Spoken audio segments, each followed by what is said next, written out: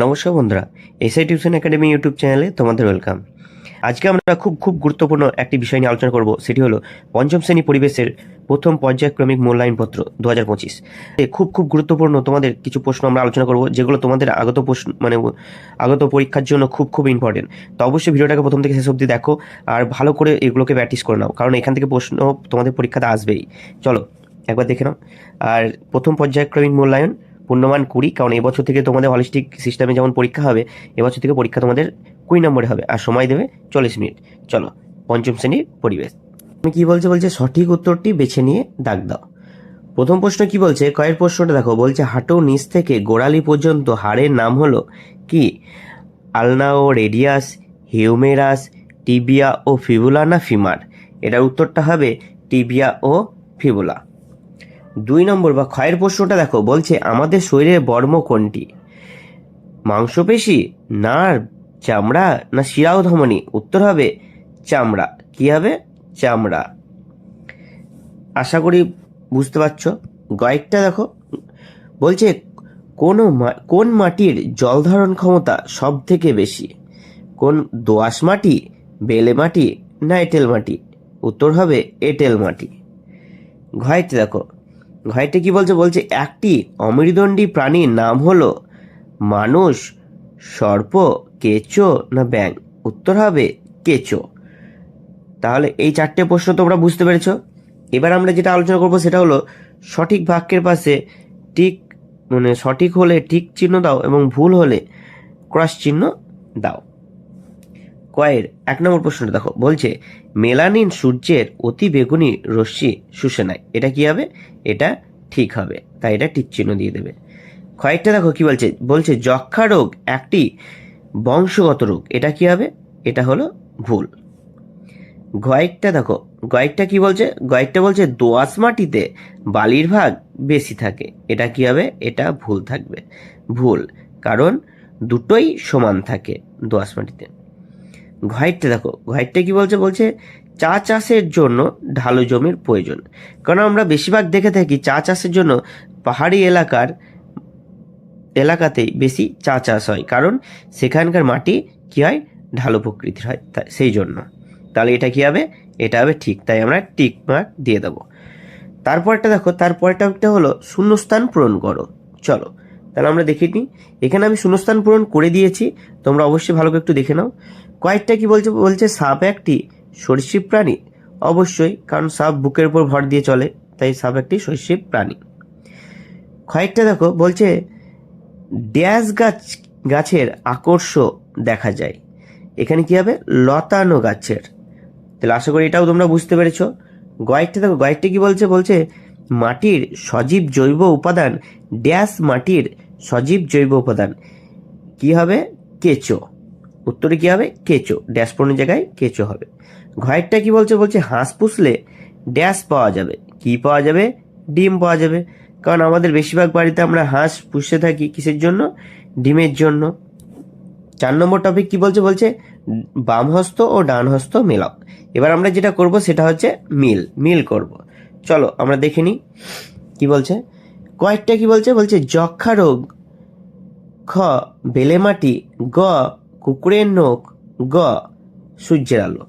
এগুলোকে আমরা এই যে পাশে যে অপশনগুলো দিয়েছি, 1 বালির ভাগ বেশি, 2 ডট চিকিৎসা, 3 ভিটামিন ডি, 4 ধারালো।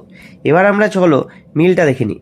যক্ষা রোগ সারে কোন চিকিৎসার সাহায্যে? ডট। তাহলে এটা কোন চিকিৎসার সাহায্যে? ডট চিকিৎসার সাহায্যে।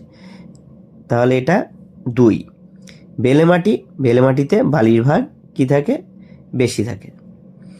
কুকুরের নখ কেমন হয়? ধারালো, তাই এটা কি হবে? 4-এরটা। আর সূর্যের আলোতে কি থাকে? ভিটামিন ডি থাকে। তাহলে আশা করি তোমরা বুঝতে পেরেছো এটা, আশা করি। এবার 5 নম্বর টপিকটা দেখে নাও। 5 নম্বর টপিকটা কি বলছে নিচের প্রশ্নগুলি একটি বাক্যে উত্তর লেখো। কি বলছে মেরুদণ্ডী প্রাণী কাকে বলে? আশা করি এটা তোমরা জানো। উত্তর কি? উত্তর বলছে দেখো, যে সকল প্রাণীর শরীরে মেরুদণ্ড বা পিঠের কঙ্কাল থাকে তাদের মেরুদণ্ডী প্রাণী বলে। উদাহরণস্বরূপ হলো উদাহরণস্বরূপ হলো মাছ, পাখি, সরীসৃপ, উভচর, স্তন্যপায়ী প্রাণীরা ইত্যাদি। বুঝতে পেরেছো আশা করি। ক্ষয়েরটা কি বলছে দেখো, ক্ষয়ের প্রশ্নটা হলো টেথোস্কোপ কি কাজে লাগে। টেথোস্কোপ কি কাজে লাগে, এই প্রত্যেকটা প্রশ্ন খুব খুব ইম্পর্টেন্ট। তো অবশ্যই এই চ্যানেলটাকে সাবস্ক্রাইব করে এবং একটা লাইক করে যেও।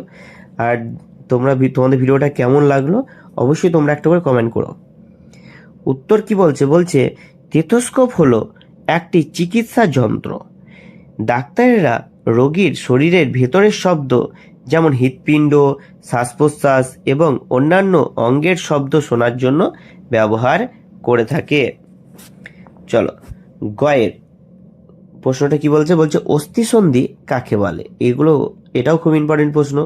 উত্তরে কি বলছে, বলছে দুটি বা তার বেশি হাড় যেখানে যুক্ত হয় সেই সংযোগস্থলকে অস্থিসন্ধি বলে।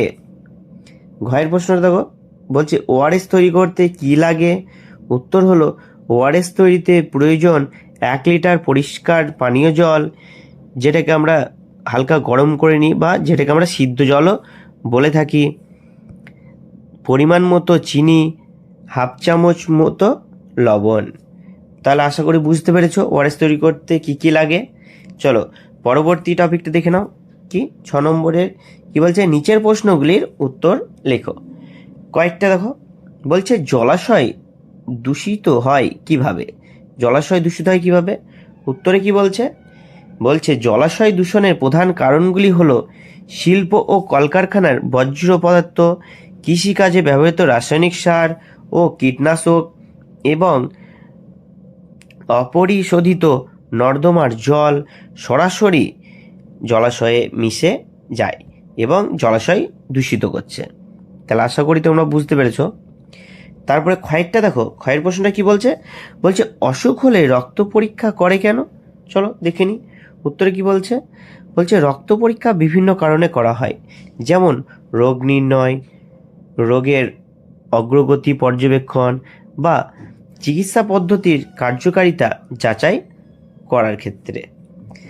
গয়ের এবং এই প্রশ্নের শেষ প্রশ্ন হলো কলেরা রোগের লক্ষণগুলি লেখো।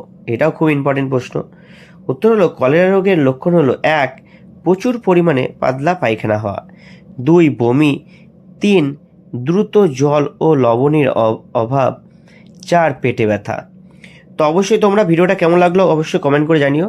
আর তোমাদের কোন কোন বিষয়ের প্রশ্নপত্র দরকার, সাজেশন প্রশ্নপত্র দরকার অবশ্যই আমাকে সেটাও কমেন্ট করো, তা আমি অবশ্যই সেগুলো তোমাদেরকে প্রোভাইড করে দেবো।